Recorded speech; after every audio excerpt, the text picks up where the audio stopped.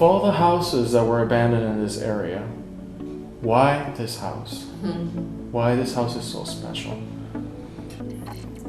First of all, this house was a house that was a transitional house where men would migrate from the south to the north, find occupations, send back for their families, and find homes and relocate. So it was always a house that had spiritual bones of helping. And for it to fall into disrepair, couldn't see it. Do you know who were the previous owners? I know of one previous owner, Mrs. Barnett. My wife is maybe up to expel on that a little bit. Well, I think Barnett's legacy is another part of answering your question of why this house is so important.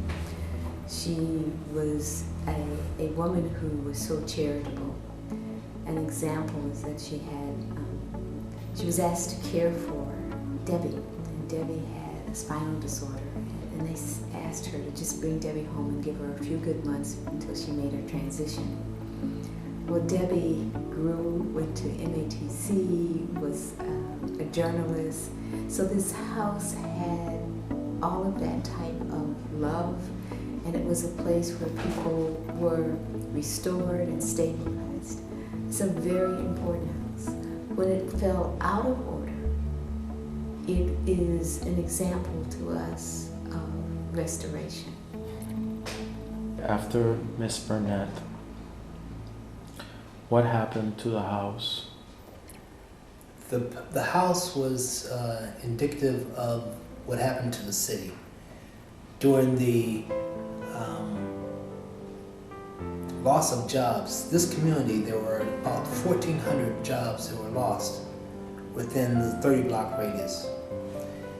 And this house lost its stability as well.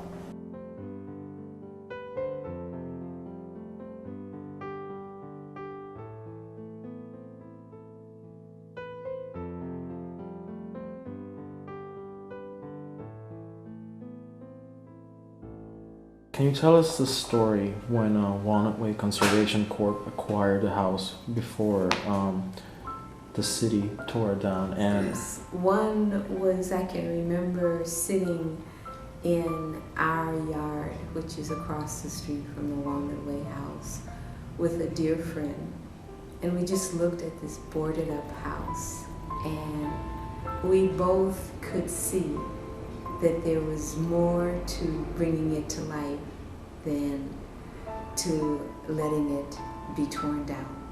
But even before then, a group of neighbors went to a community called Roxbury in Massachusetts.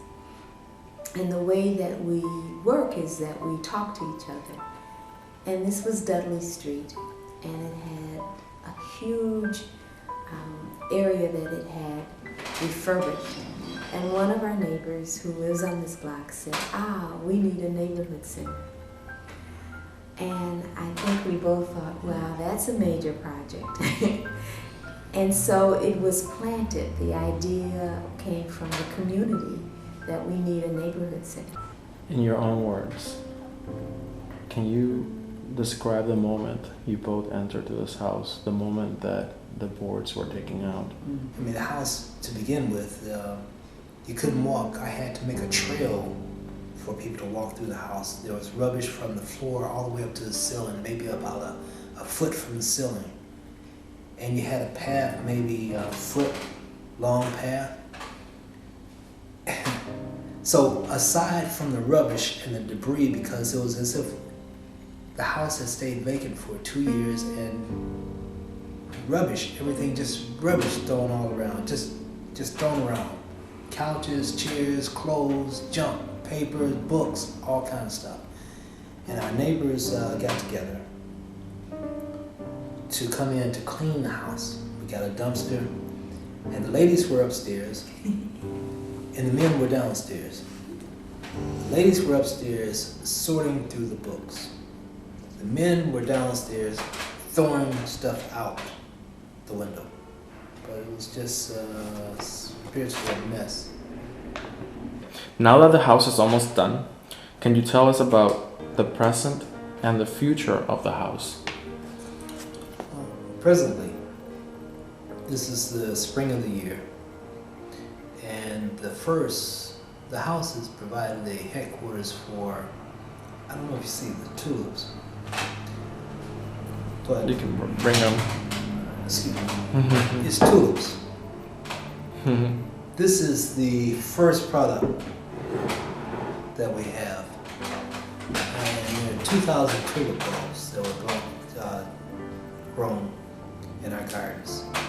And it was a means of teaching the kids horticulture, agriculture, and a means of teaching kids how to present. Teaching kids value of the land, stewardship.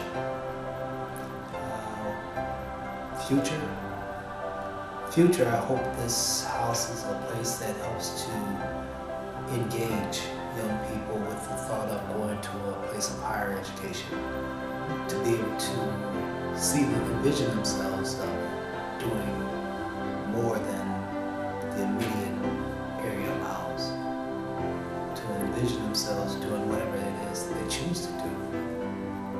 So. Well, I just think that the house has gone past that early vision of we need a space. It's more than that. We are a site for coalition meetings. We have our regular community meetings here. We're now entering what would be called a Conservation and Community Institute, where we'll begin to do neighborhood-based research. We've been awarded our first research grant. Yes. I think that we're just beginning to see how much this house will provide for the communities that are interested in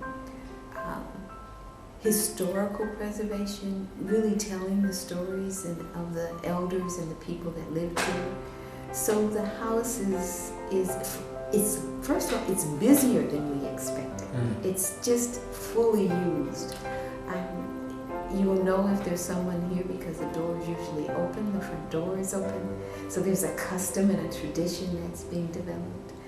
It is definitely a place where we see families, children, and an access to development and education. Okay. How will this house and its history inspire the whole neighborhood and other neighborhoods? Wow. You know, I think success is something that is addictive. And anyone that ventures into a successful union, people want to duplicate that. Now, we've had the opportunity to be mentors to other organizations, to other neighborhoods, to show how it's done. So that's a good opportunity to do that. You know, and we're in the process of doing that now. So that's enriching. You know, it's good. It's just good.